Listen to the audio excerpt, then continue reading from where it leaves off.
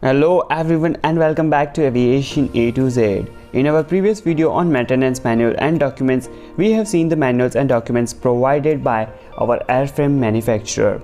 And now let us see documents and manuals issued by regulatory authorities and also some airline generated documents. So let us get started.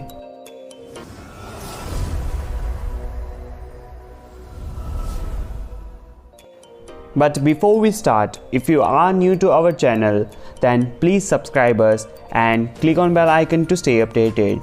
Now let us start with our regulatory documentation.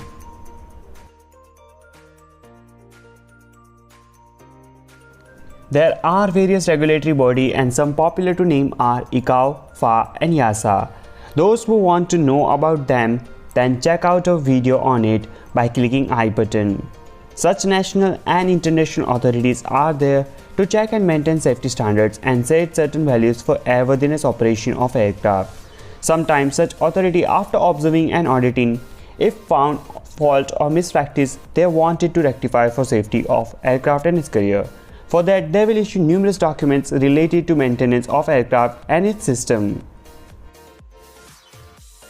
Number 1. Regulatory requirements. For example, FAA, Federal Aviation Administration, which is national authority of USA, issues FARs, that is Federal Aviation Regulation. Such documents are also known as Code of Federal Regulation or CFRs.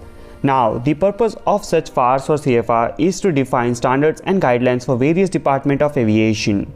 The FARs address all aspects of aviation, including private, commercial, experimental aircraft, also airports, navigational aids, ATC, training of pilots, controllers, mechanics, etc., and other such activity related to aviation. In India, it is known as CAR, that is Civil Aviation Requirement. In Europe, it is known as Regulation EC, that is Regulation of European Parliament and Council, and thus its name changes from region to region. But the goal is to ensure safe operation of civil aviation. The next document is Advisory Circulars or ACs.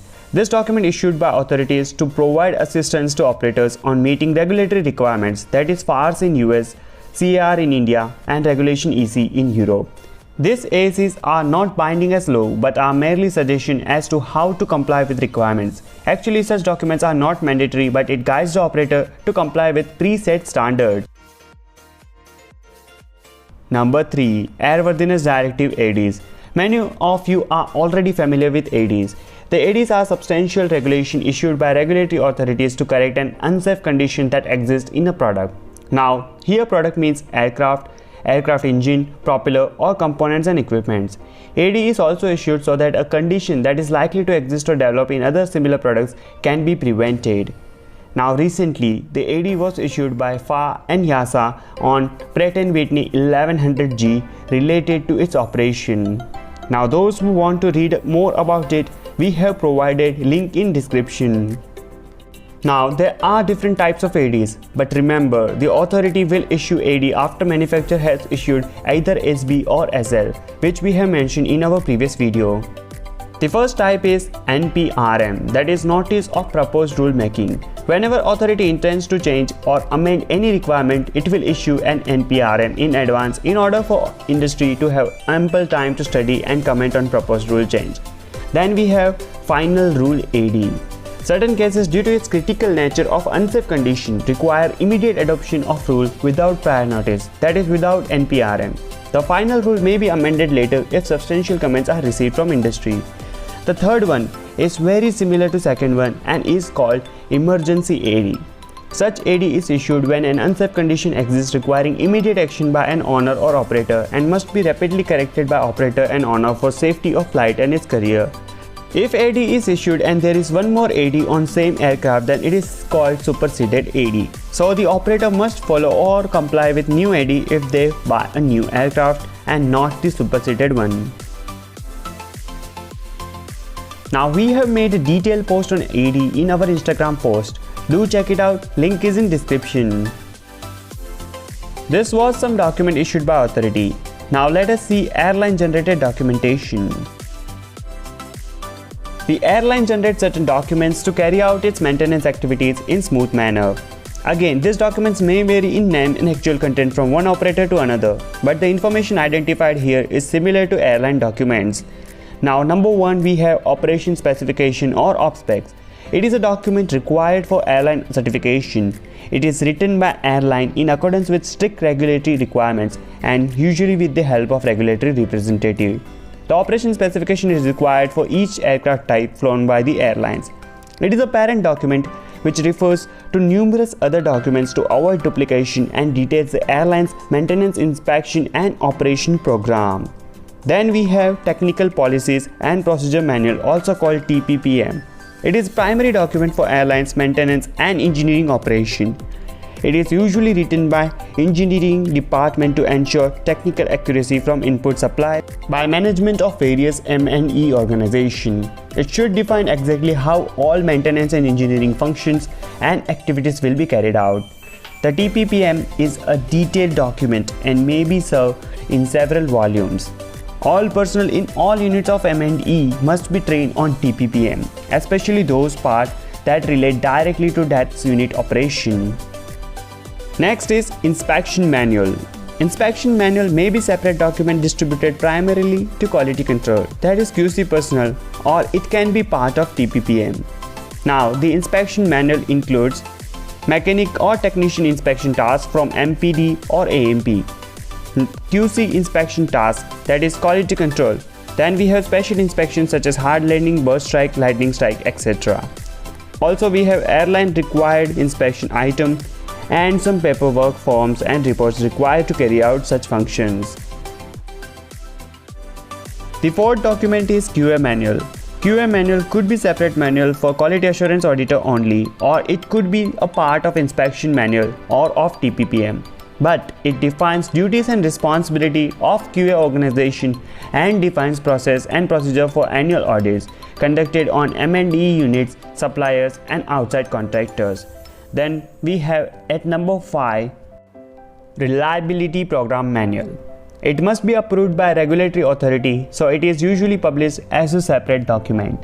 This document defines reliability program in detail so that authority can evaluate and approve all its elements at one time. Number 6 is MEL or Minimum Equipment List.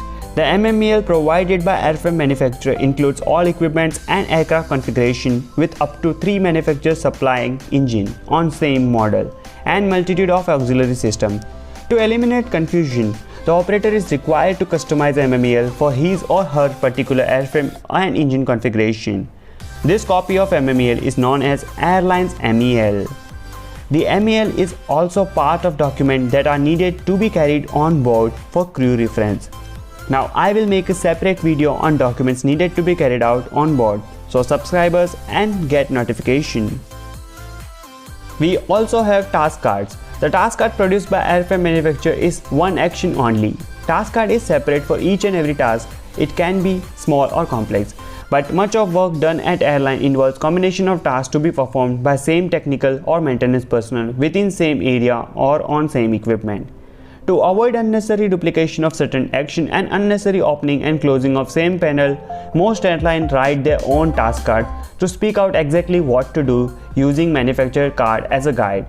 This saves lots of time and improves reliability. Finally, we have engineering orders. Any maintenance not covered in standard maintenance plan developed by engineering department from MRB or operation specification data must be made official by issuance of an EO, that is engineering order. This is official paperwork issued by engineering department and approved by QA and is usually implemented through production planning control PPC department. Now in some airlines the documents may be called work order. This all document completes the list of airline generated documentation of maintenance department. That was all for today. If you found it informative, then please like this and share it with all our aviation friends. And if you are still watching, then here is your bonus. The line maintenance personnel, especially those who is contracted, work on wide variety of operation in various different airlines, and every manufacturer has independent manual for each type of aircraft. This can confuse and bring difficulty in work for technicians. So to avoid such confusion, IATA stepped in and standardized overall format of maintenance manual. which is popularly known as ATA chapters. Those who want to know more about ATA chapters and its importance, check out by clicking I button here. And finally, thanks for watching. Keep learning, keep watching, and stay safe.